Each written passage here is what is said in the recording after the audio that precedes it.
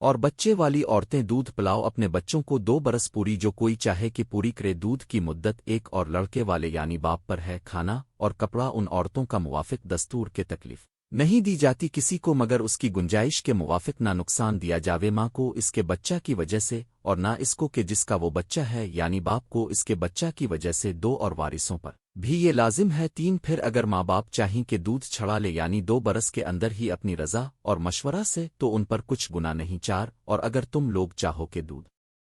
پلواؤ کسی دایا سے اپنی اولاد کو تو بھی تم پر کچھ گناہ نہیں، جبکہ حوالہ کر دو جو تم نے دینا ٹھہرایا تھا موافق دستور کے 5۔ اور ڈرو اللہ سے اور جان رکھو کہ اللہ تمہارے سب کاموں کو خوب دیکھتا ہے۔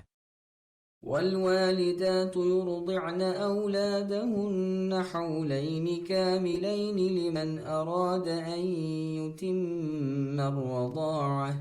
وعلى المولود له رزقهن وكسوتهن بالمعروف، لا تكلف نفس إلا وسعها، لا تضار والدة بولدها ولا مولود له بولده، وعلى الوارث مثل ذلك، فإن أرادا فصالا عن تراض منهما وتشاور فلا جناح عليهما،